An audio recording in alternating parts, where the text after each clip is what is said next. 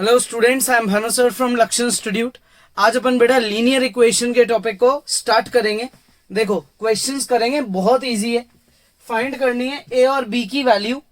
अगर आपको दो इक्वेशंस गिवन है विथ इनफाइनाइट सॉल्यूशंस, आपकी फर्स्ट इक्वेशन और ये सेकंड इक्वेशन, इनमें इनफाइनाइट सॉल्यूशंस की कंडीशन है। फाइंड करो ए और बी की वैल्यू। तो जो आपकी फर्स्ट इक्वेशन गिवन है, आप उससे लिखो a1, b1 और c1 की वैल्यूज 2, 3 और 7। और जो आपकी सेकेंड इक्वेशन है, आप उससे लिखो a2, नेक्स्ट लिखो b2 और फिर नेक्स्ट लिखो c2। तीन वैल्यूज। ठीक है भाई, ये 4 बाहर था, इसको अपन ने अंदर मल्टीप्लाई कर दिया। तो अपन ने तीन a1, b1, c1 फिर तीन a2, b2, c2 को लिस्ट कर दिया। अब अपन यहां लिखेंगे for infinite solutions. Infinite solutions के लिए क्या रूल होता है?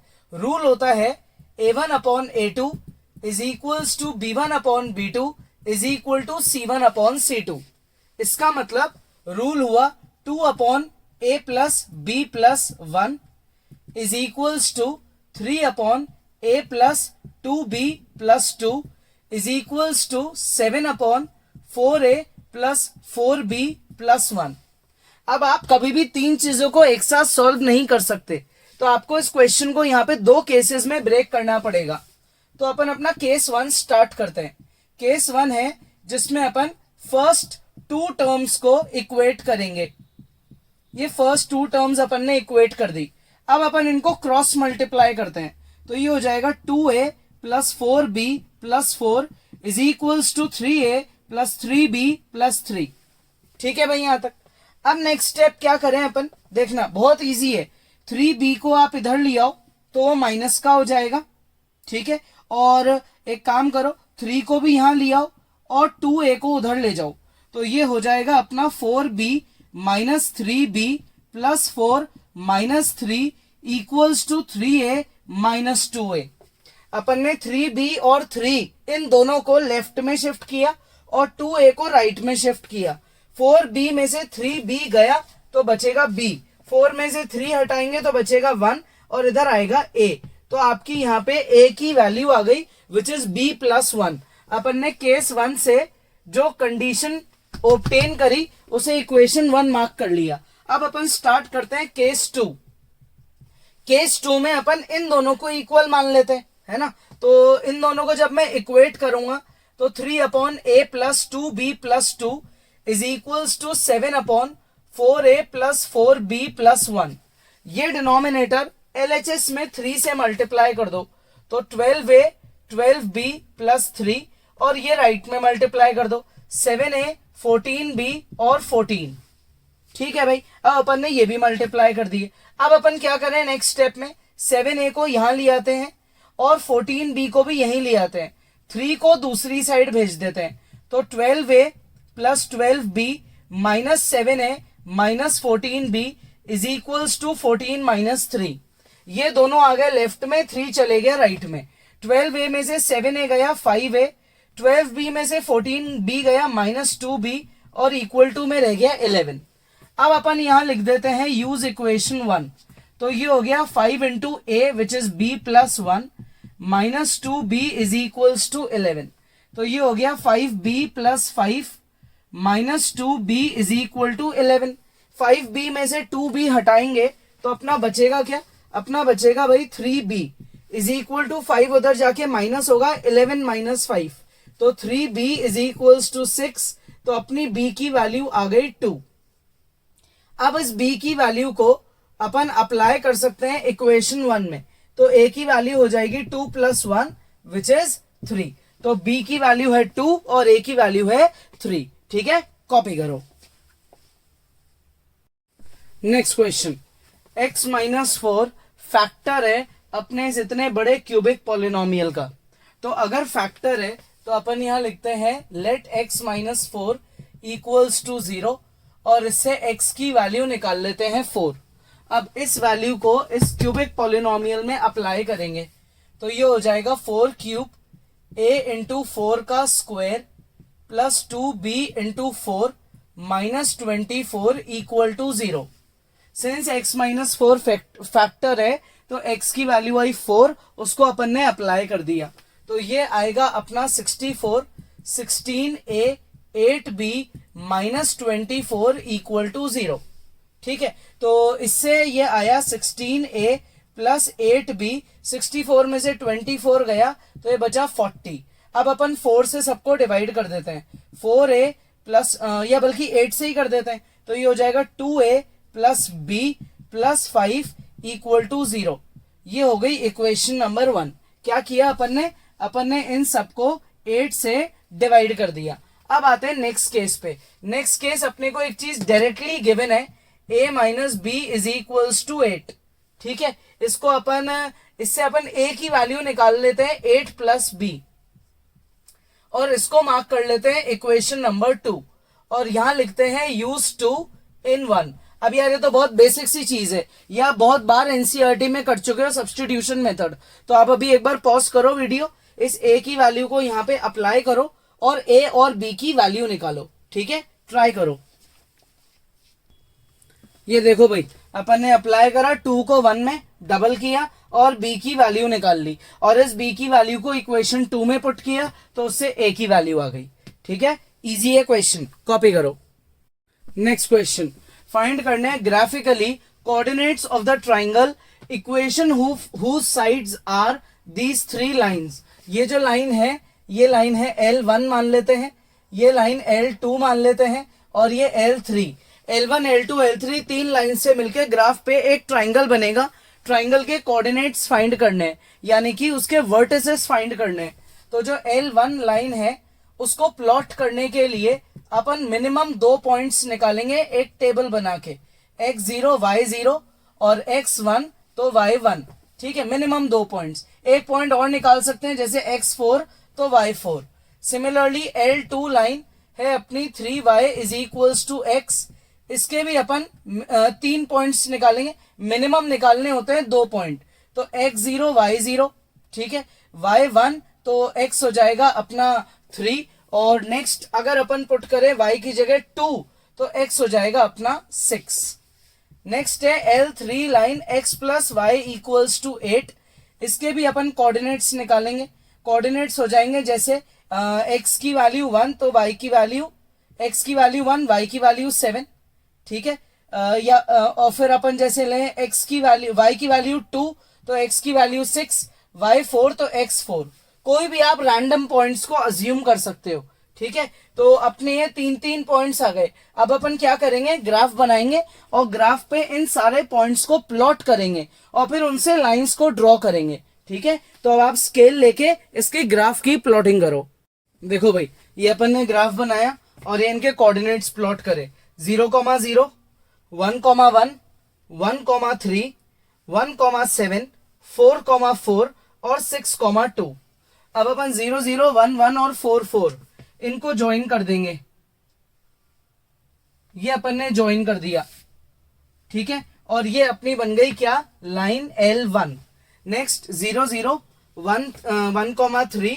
ठीक है, नहीं बल्कि 3,1, तो 3,1 पॉइंट किधर आएगा, x3 और y1, ये यहां आएगा। तो 0 0 3,1 और 6,2 ये इनको अपन ने एक्सटेंड कर दिया।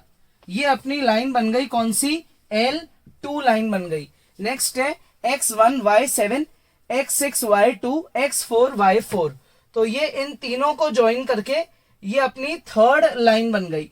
ये 3 इक्वेशंस अपन ने बना ली। अब क्वेश्चन क्या है कि जब आप इनसे ट्राइंगल बनाओगे तो ट्राइंगल कौन सा बना, एक ट्राइंगल तो बना O यानी कि ओरिजिन, फिर यहाँ है A और फिर यहाँ है B। ये पॉइंट है अपना 4,4 और ये पॉइंट है अपना 6,2। यहाँ अपन ने ग्राफ का स्केल लिख दिया, x and y axes 1 centimetre 1 unit.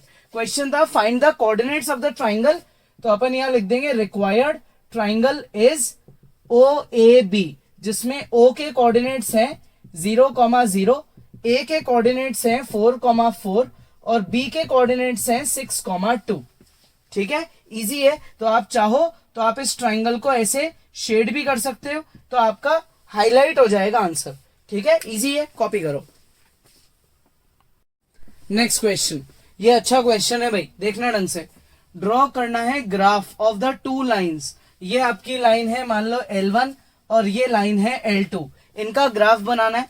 उसके बाद फाइंड करने coordinates of the two triangles formed by two lines. ये जो दो लाइंस है ये दो अलग अलग ट्राइंगल्स बना रही है, किसके साथ? कोऑर्डिनेट एक्सिस के साथ, यानी कि एक्स एक्सिस और वाई एक्सिस के साथ। अब ये दो अलग अलग ट्राइंगल्स क्यों बनेंगे? क्योंकि ये दोनों लाइंस पैरेलल है। अभी अपन ने बिना ग्राफ बनाए पहले ही कैसे बता दिया, देखो दोनों के x के कोएफिशिएंट सेम है, दोनों के y के कोएफिशिएंट सेम है, x का कोएफिशिएंट 2, y का कोएफिशिएंट 1, लेकिन जो कांस्टेंट है वो अलग अलग है। ऐसी लाइंस पैरेलल होती है, ठीक है। उसके बाद आपको इनकी हाइपोटेन्यूज फाइंड करनी है, हाइपोटेन्यूज का रेशो निकालना है और एरिया का भी रेशो निकालना है, ठीक है। तो जो आपकी फर्स्ट लाइन है that is L1, 2x plus y equals to 2, अपन इसके सोल्यूशंस फाइंड करेंगे। जैसे x 0 तो y 2, y 0 तो x 1, ठीक है, दो सोल्यूशंस इनफ होते हैं। नेक्स्ट है 2x plus y is equals to 4, ठीक है, तो इसके भी सोल्यूशंस फाइंड करेंगे। x 0 तो y आ जाएगा 4, ये देखो y को अगर मैंने 0 पुट किया तो x हो जाएगा 4/2 यानी कि 2। तो अब अपने पास दो दो पॉइंट आ गए। अब अपन क्या करेंगे, दो एक्सिस बनाते हैं x और y एक्सिस, उस पे अपन ये सारे कोऑर्डिनेट्स की मार्किंग करेंगे और लाइंस का ग्राफ बनाएंगे। x और y एक्सिस के इंटरसेक्शन को बोलते हैं ओरिजिन, ठीक है यहाँ तक। अब अपन इनके कोऑर्डिनेट्स बनाते हैं। यहाँ आ जाएगा 1 2 3 4, सेम इधर 1 2 3 और 4, ये अपन ने मार्किंग कर दी। यहाँ ग्राफ पे क्या लिख देंगे, उसका स्केल। स्केल में क्या लिखेंगे, x and y axis 1 centimetre 1 unit. अब पॉइंट्स की मार्किंग करते हैं, तो पॉइंट्स हैं अपने x 0 y 2, तो x 0 y 2 इधर है, फिर है x 1 y 0। ये इन दोनों को ज्वाइन करके ये अपनी पहली लाइन बन गई, जिसको अपन ने अज्यूम करा है L1, ठीक है। दूसरी लाइन है x 0 y 4 और x 2 y 0 को ज्वाइन करके, तो ये अपनी दूसरी लाइन बन गई, ठीक है। इस दूसरी लाइन को अपन क्या बोलते हैं, इस दूसरी लाइन को अपन बोलते हैं L2, इस लाइन को अपन बोलेंगे L2। ये अपनी L2 लाइन बन गई। ये अपने L1 और L2 लाइंस पैरेलल है, अपन ने पहले ही बता दिया था देखो पैरेलल बनेगी, ये पैरेलल बन गई। ये ट्राइंगल है अपना OAB और ये ट्राइंगल है अपना OCD, छोटा ट्राइंगल और बड़ा ट्राइंगल। अब अपने से पूछा क्या गया है, हाइपोटेन्यूज पूछी गई है, तो हाइपोटेन्यूज कैसे निकालेंगे। OAB ट्राइंगल में, इन ट्राइंगल OAB ट्राइंगल में एंगल O 90 डिग्री है, ओरिजिन पे हमेशा 90 डिग्री बनेगा, ठीक है, यानी कि ये दोनों राइट ट्राइंगल्स हैं। तो अब आप हाइपोटेन्यूज निकालो, AB is equals to root OA square plus OB square. तो OA स्क्वायर हो जाएगा 1 का स्क्वायर 1 और OB है 2 का स्क्वायर, तो ये हो गया भाई अपनी पहली हाइपोटेन्यूज √5 यूनिट्स, ठीक है भाई, ये पहली हाइपोटेन्यूज हो गई अपनी। अब बात करते हैं दूसरी हाइपोटेन्यूज की, तो अपन दूसरा ट्राइंगल लेंगे जो कि बड़ा ट्राइंगल है। कौन सा बनेगा, वो OCD। तो in triangle OCD angle O 90 degree है, तो अपन CD की वैल्यू निकालेंगे। CD is equals to OC square plus OD square. तो OC स्क्वायर कितना हो जाएगा भाई, OC स्क्वायर हो जाएगा 2 का स्क्वायर 4 और OD स्क्वायर हो जाएगा 4 का स्क्वायर 16। तो ये हो गया अपना कितना, √20। √20 का मतलब हो गया 2√5। ये अपने दूसरे ट्राइंगल की हाइपोटेन्यूज है, ठीक है। दोनों हाइपोटेन्यूज आ गई। अब आप इनके हाइपोटेन्यूज का रेशो करो अगर, तो रेशो कैसे निकलेगा, रेशो निकलेगा AB/CD। तो AB/CD करने से रेशो आ जाएगा √5/2√5 विच इज इक्वल टू 1/2। ये रेशो आ गया अपना। अब बात करते हैं अपन एरिया की, ठीक है। किसका एरिया, ट्राइंगल OAB का एरिया कैसे निकलेगा, half into base into height. तो 2 से 2 कट गया, तो ये हो गया 1 स्क्वायर यूनिट।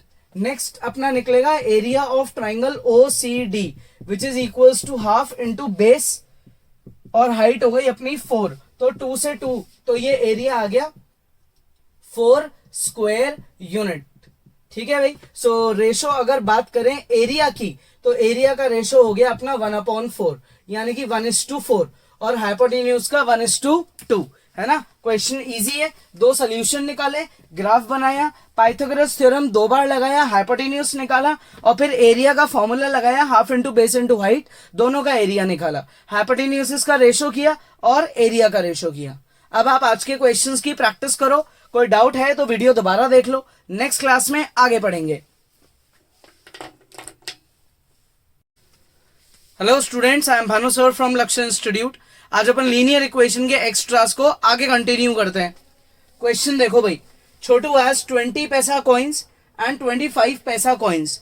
छोटू के पास दो तरीके की वेराइटी के कॉइन्स है, एक तो 20 पैसा के कुछ कॉइन्स है और एक 25 पैसा के कुछ कॉइन्स है। ठीक है, जब छोटू ने काउंट किया कि भाई उसके पास टोटल कितने कॉइन्स है तो वो कितने निकले 50, यानी कि छोटू के पर्स में टोटल 50 कॉइन्स है जो दो वेराइटी के हैं। ठीक है, अब ये 50 कॉइन्स मिलके टोटल अमाउंट, टोटल रुपीज कितना बना लेते हैं 11.25। तो अब छोटू ये सोच रहा है कि उसके पास 20 पैसा के और 25 पैसा के कितने कॉइन्स है, उसको ये फाइंड करना है। तो अपन यहां अज्यूम करते हैं, let number of coins of 20 पैसा बी x, ठीक है, and number of coins of 25 पैसा बी y। तो छोटू के पास टोटल नंबर ऑफ कॉइन्स कितने हैं, टोटल नंबर ऑफ कॉइन्स है 50। ये आपकी एक इक्वेशन बन गई।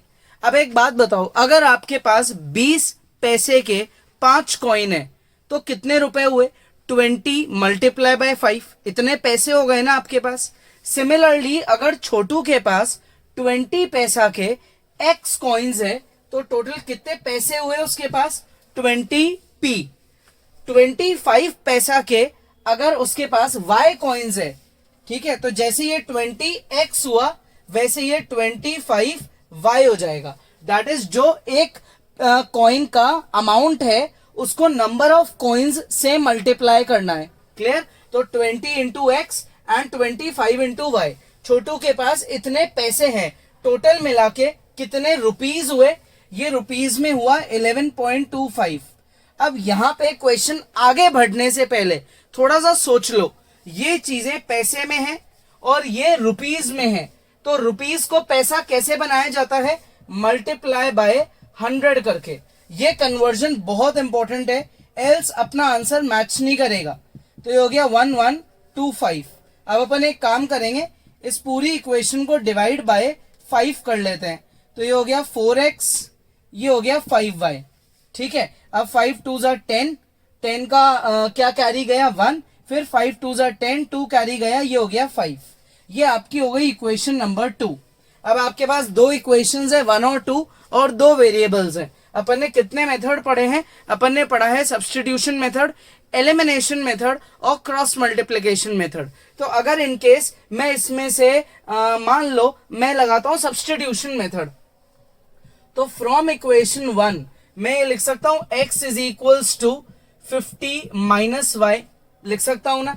इक्वेशन नंबर 3, अब मैं लिख दूं यहां पे यूज 3 इन 2, 3 की वैल्यू 2 में पुट कर दो, तो 4 into 50 minus y plus 5y is equals to 225। तो ये हो गया 200 minus 4y plus 5y is equals to 225। So therefore y की वैल्यू हो गई अपनी 25। अब अपन इस y की वैल्यू को फर्स्ट में पुट कर देते हैं, या अपन बोले कि हम थर्ड में पुट कर देते हैं, तो उससे x की वैल्यू भी क्या आ जाएगी 25।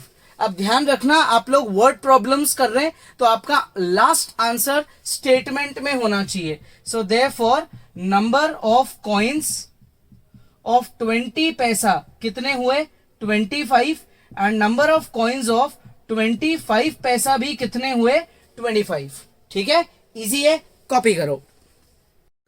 Next question, if twice son's age is added to his father's age, sum is 90, and if twice father's age is added to son's age, the sum is 120। ठीक है, फाइंड करना है अपने को age of son and father. तो अपन यहां assume करेंगे, let age of son, son की जो एज है वो है x years, and age of father, father की जो एज है वो अपन ले लेते हैं y ईयर्स। अब क्वेश्चन की जो पहली कंडीशन है उसको जरा ढंग से पढ़ो। इसमें लिखा है ट्वाइस सन्स एज, सन की एज का डबल कर दो, कर दिया भाई। उसमें फादर की एज ऐड कर दो, ये भी कर दी। टोटल क्या आया 90। Equation number 1। अब दूसरी कंडीशन पढ़ो। दूसरी कंडीशन है ट्वाइस करो फादर्स एज का और ऐड करो सन की एज। तो सन की एज है x, ट्वाइस करो फादर की एज का, हो गया ट्वाइस, और इक्वल टू में लिख दो 120। अब अगर इसमें ये 2y में इधर शिफ्ट कर दूं तो x की वैल्यू हो गई 120 माइनस 2y, इक्वेशन नंबर 2। फिर अपन लिख दें यहाँ पे use equation 2 in 1, that is अपन लगा रहे हैं सब्सटीट्यूशन मेथड। तो उससे ये आएगा 2 इंटू एक्स की जगह 120 माइनस 2y प्लस का y इज इक्वल टू 90। तो ये हो गया 240 minus 4y plus y is equal to 90। तो 240 minus 3y is equal to 90। 3y को उधर ले जाओ, 90 को इधर ले आओ। 240 minus 90 is equal to 3y, 3y is equal to 150। तो भाई y की वैल्यू आ गई 50।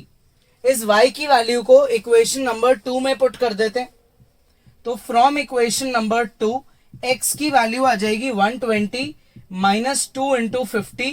तो x की वैल्यू आ गई 20।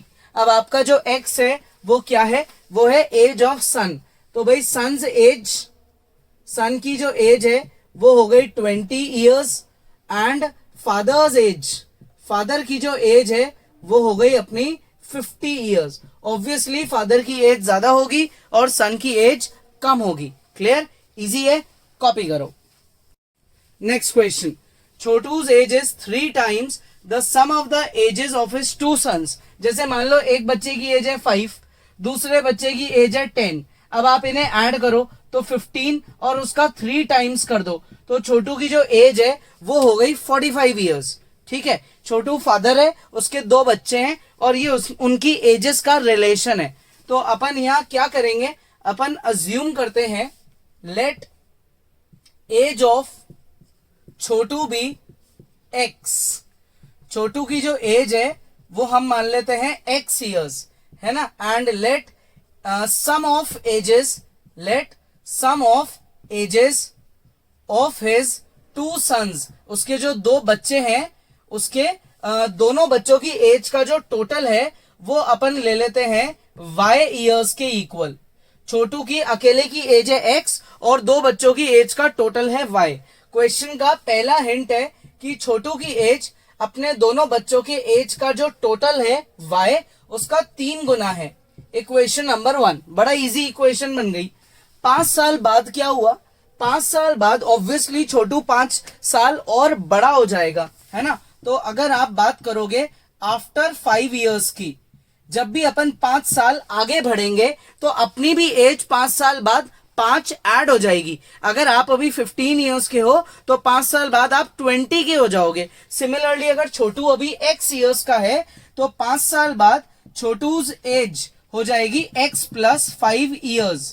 छोटू की एज क्या हो जाएगी, x प्लस 5 ईयर्स। सिमिलरली जो सम है एजेस का, सम ऑफ एजेस ऑफ 2 चिल्ड्रन, 2 बच्चों की एज का जो टोटल है वो कितना हो जाएगा, वो हो जाएगा y प्लस 5 प्लस 5। इसमें देखो थोड़ा सा एक बड़ा इंपॉर्टेंट लॉजिक है। छोटू की एज में अपन ने एक बार 5 ऐड किया, लेकिन अपन ने यहाँ 2 बार ऐड किया। रीजन, क्योंकि 2 बच्चों की एज है तो दोनों की एज में 5-5 साल बढ़ेगा, तो आपको दोनों को इंक्रीज करना है। तो ये टोटल आएगा अपना y प्लस 10 ईयर्स। ठीक है, तो 5 साल बाद छोटू की एज है x प्लस 5 और 2 बच्चों की एज का टोटल है y प्लस 10। अब आफ्टर 5 इयर्स हिज एज यानी कि छोटूज एज जो होगी वो डबल होगी 2 बच्चों की एज के टोटल के। ठीक है भाई, डबल होगी। अगर मैं यहां लिख दूं यूज इक्वेशन 1 तो x की वैल्यू 3y पुट हो जाएगी। 2 को मैं अंदर मल्टीप्लाई कर दूंगा और मैं इनकी शिफ्टिंग कर दूंगा, तो y की वैल्यू आ गई मेरी 15। यानी कि जो छोटू के 2 बच्चे हैं उन दोनों बच्चों की एज का जो टोटल है वो 15 है। अगर मैंने इस y की वैल्यू 15 को इक्वेशन नंबर 1 में पुट कर दिया तो मेरी x की वैल्यू आ जाएगी 3 into 15 which is 45. So therefore छोटू की जो एज है वो क्या है? छोटूज एज इज 45 years. छोटू अभी 45 years का है और उसके दो बच्चों की एज का जो टोटल है वो 15 years है. ठीक है, कॉपी कर. Next question. When 6 boys were admitted and 6 girls left. एक स्कूल में 6 बॉयज को एडमिशन दिया और 6 गर्ल्स को स्कूल से निकाल दिया. ठीक है, तो जो परसेंटेज है बॉयज की वो ऑब्वियसली बढ़ेगी क्योंकि बॉयज ज्यादा हो रहे हैं और गर्ल्स कम हो रही है. तो बॉयज की जो परसेंटेज है वो इंक्रीज हो गई फ्रॉम 60 to 75. तो अपने से पूछा गया है original number of boys and girls in the class बताओ. तो अपन यहां अज्यूम करेंगे let original number of boys be x and original number of girls be y. So therefore total students कितने हुए? टोटल स्टूडेंट्स हुए x प्लस वाई. ठीक है, अब बात करें अगर बॉयज की परसेंटेज की, तो अभी बॉयज कितने हैं? x. टोटल बच्चे कितने हैं? x plus Y.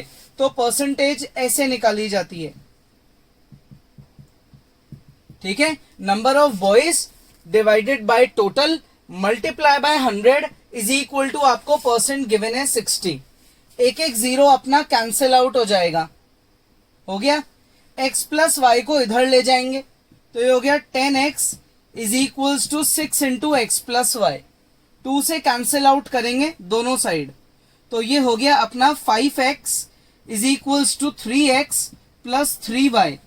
इसको इधर ले आओ तो ये हो गया 2x is equal to 3y. Equation number 1. अपन ने फर्स्ट केस से फर्स्ट इक्वेशन बना ली. अब बात करते हैं नेक्स्ट केस की. तो अपने न्यू नंबर ऑफ बॉयज कितने हैं? 6 बॉयज को एडमिशन दिया है तो x plus 6. New number of girls, 6 girls को स्कूल से निकाल दिया तो गर्ल्स हो गई y माइनस 6. टोटल जो है वो उतना ही रह गया. टोटल बच्चे उतने के उतने ही रह गए क्योंकि 6 आए तो 6 चले गए. क्लियर.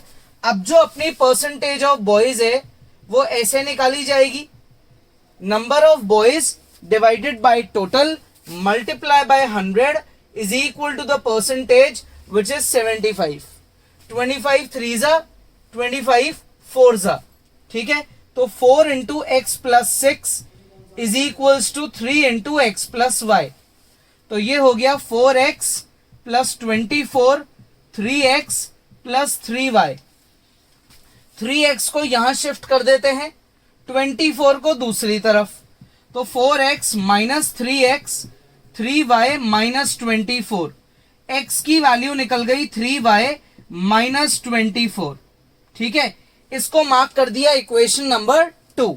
अब अपन लिखेंगे यूज 2 in 1. क्या कर रहे हैं? सब्स्टिट्यूशन मेथड लगा रहे हैं. तो अपन ने लिख दिया यूज इक्वेशन 2 in 1.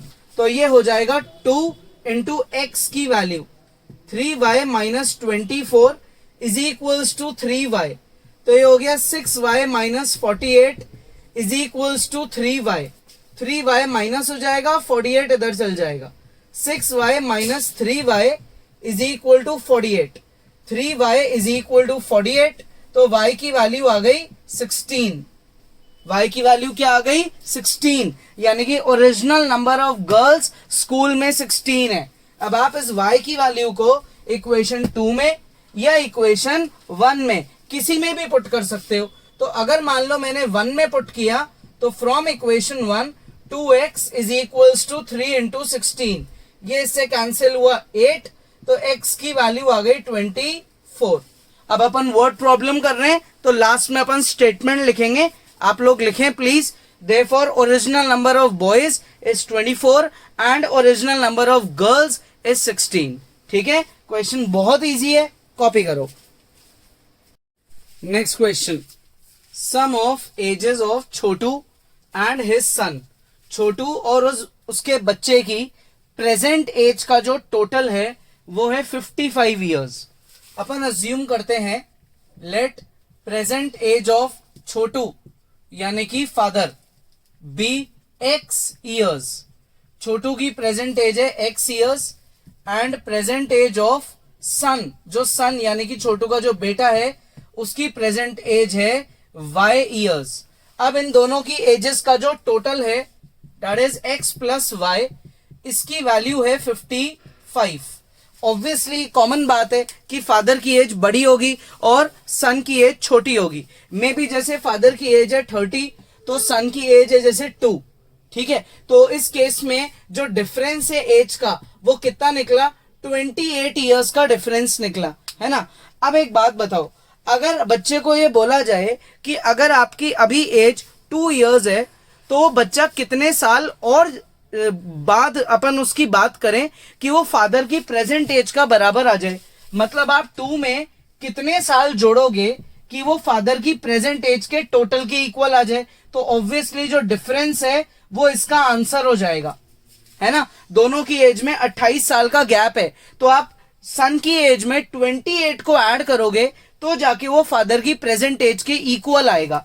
तो यहां जो फादर और सन है उनकी एजेस में जो डिफरेंस है वो कितना है, एज ऑफ फादर माइनस सन, इतने साल का इनमें गैप है।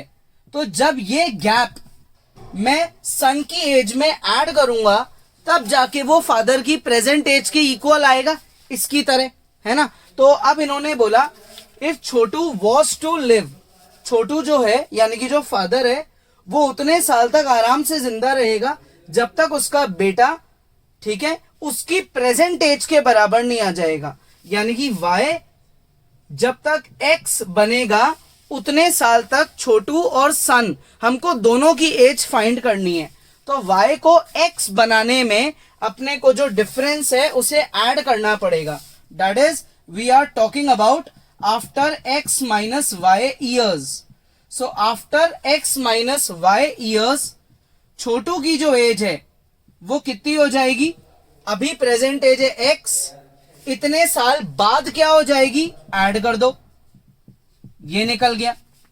और जो सन की एज है वो क्या हो जाएगी, सन की एज अभी कितनी है y, तो उसमें जो डिफरेंस है उसे ऐड कर दो, y कट गया तो सन की एज हो गई x, that is after x minus Y years son की जो एज थी y वो अब क्या बन जाएगी x, that is equal to present age of the father, ठीक है। तो इतने साल बाद फादर और सन की ये एजेस हैं।